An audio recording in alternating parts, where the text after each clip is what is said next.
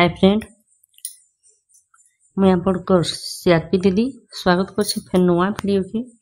एबे प्रेरणा केन्द्र मान के ओडिशा लाइवलीहुड मिशन रो गोटे चिठी आसी छे। से चिठी संख्या हला 793/25 additional secretary of government Odisha ठारू ई चिठीटा आसी छे। 30टा डिस्ट्रिक्ट रो जिला परिषद मान के चिठीटा आसी छे। आपण माने जाइन पंचायत मान के गुटे गुटे बा आपनकर जीपीएलएफ मान के गुटे गुटे प्रेरणा केंद्र खुली छे बा खुलवार लगी जाउछी। से प्रेरणा केंद्र मान के जेंडर सीआरपी माने अछन। से माने केंते करी पुलिस सहित समन्वय रक्षा करिवे बा पुलिस से मान को चिन्ही पारबे, से विषय ने ए चिठीटा उल्लेख अछि। महिला एवं बालिका माने सुरक्षा पाई पुलिस विभाग रो विभिन्न पदक्षेप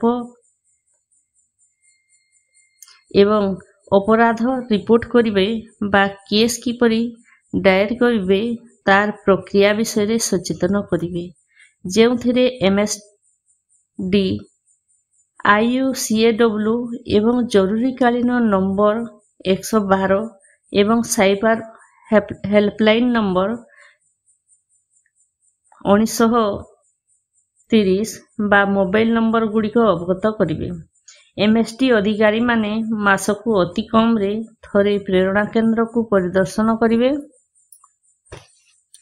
तेणु आपण मानकु अनुरोध करा जाउछि जे आपण माने ओएलएम रो समस्त शाखा कार्यालय गुड़िक रे थिबा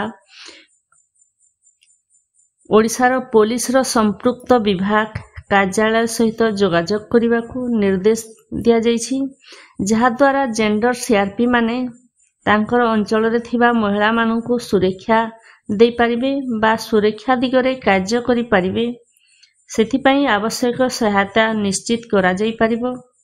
ये हला आजिर वीडियो मान आपन को जदि हेल्पफुल लागु थाए लाइक शेयर सब्सक्राइब करबा को भूलिबे नहीं।